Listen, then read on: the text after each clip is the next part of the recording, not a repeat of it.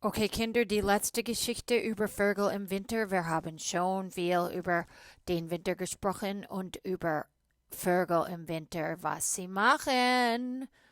Right here in Milwaukee. Aber das sind körnerfressende Vögel, samenfressende Vögel. Es gibt auch Vögel, die andere Sachen fressen im Winter. Besonders im Januar kannst du diese Vögel sehen, weil im Januar rufen sie zueinander. Die weibliche Eule und die männliche Eule. Sie suchen Partners. Sie suchen einen Partner. Und du kannst das machen. Geh zu einem Park und du kannst machen, was in diesem Buch gemacht wird. Now, dieses Buch hört sich nicht gut an in Deutsch, so ausnahmsweise lese ich den Text auf Englisch. Owl Moon von Jane Yolen und John Schoenherr. It was late one winter night, long past my bedtime, when Pa and I went owling. There was no wind. The trees stood still as giant statues, and the moon was so bright the sky seemed to shine. Somewhere behind us, a train whistle blew, long and low, like a sad, sad song. I could hear it through the woolen cap Pa had pulled down over my ears.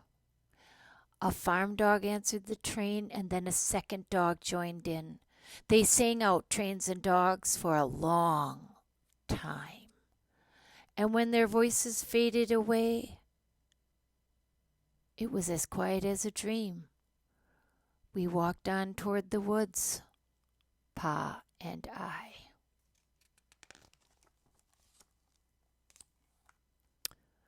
Our feet crunched over the crisp snow, and little gray footprints followed us. Pa made a long shadow, but mine was short and round. I had to run after him every now and then to keep up, and my short, round shadow bumped after me. But I never called out. If you go owling, you have to be quiet. That's what Pa says. I had been waiting to go owling for a long, long time. We reached the pine trees, black and pointy against the sky, and Pa held up his hand. I stopped right where I was and waited. He looked up as if searching the stars, as if reading a map up there. The moon made his face into a silver mask, and then he called, "Hoo, hoo, hoo, hoo, hoo," the sound of a great horned owl. "Hoo, hoo, hoo, hoo, hoo." Again he called out, and then again. After each call he was silent, and for a moment we both listened. But there was no answer. Pa shrugged, and I shrugged. I was not disappointed. My brothers all said, "Sometimes there's an owl, and sometimes there isn't." We walked on. I could feel the cold as if someone's icy hand was palmed down on my back, and my nose and the tops of my cheeks felt cold and hot at the same time. But I never said a word. If you go owling, you have to be quiet and make your own heat.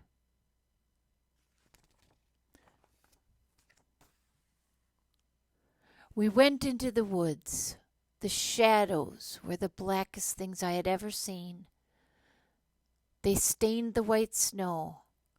My mouth felt furry, for the scarf over it was wet and warm.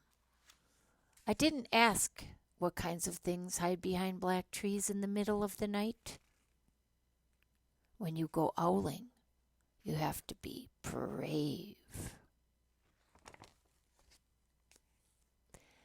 Then we came to a clearing in the dark woods. The moon was high above us.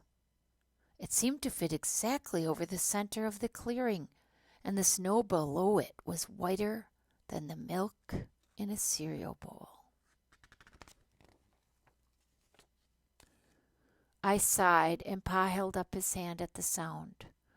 I put my mittens over the scarf over my mouth and listened hard. And then Pa called, "Hoo, hoo, hoo, hoo, hoo, hoo, hoo, hoo, hoo, hoo." I listened and looked so hard my ears hurt and my eyes got cloudy with the cold. Pa raised his face to call out again, but before he could open his mouth, an echo came threading its way through the trees. "Hoo, hoo, hoo, hoo, hoo." Pa almost smiled. Then he called back, "Hoo, hoo, hoo, hoo, hoo," just as if he and the owl were talking about supper or about the woods or the moon or the cold.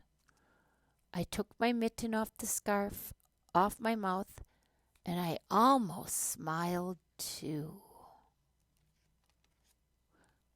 The owl's call came closer from high up in the trees.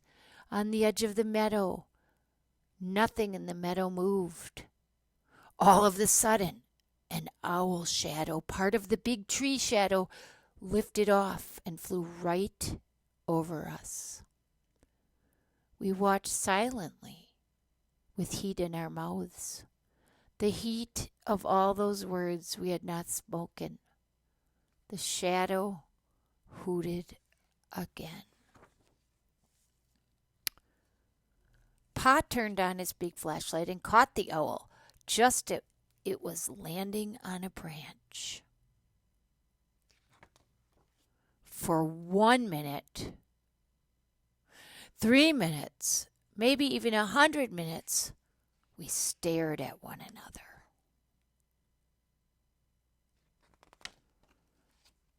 Then the owl pumped its great wings and lifted off the branch like a shadow. Without sound, it flew back into the forest. "Time to go home," Pa said to me. I knew then I could talk. I could even laugh out loud. But I was a shadow as we walked home.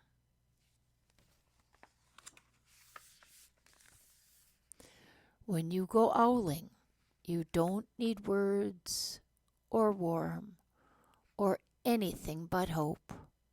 That's what Pa says.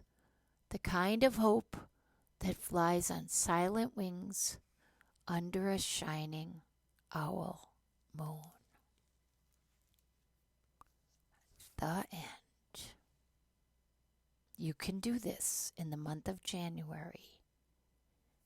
You just call and see if you can attract an owl looking for a partner.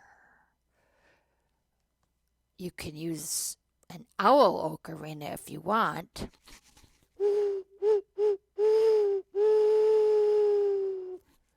But not everyone has an owl ocarina.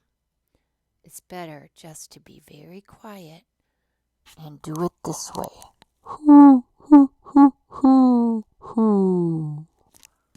That is some winter Spaß, even in Milwaukee in a park.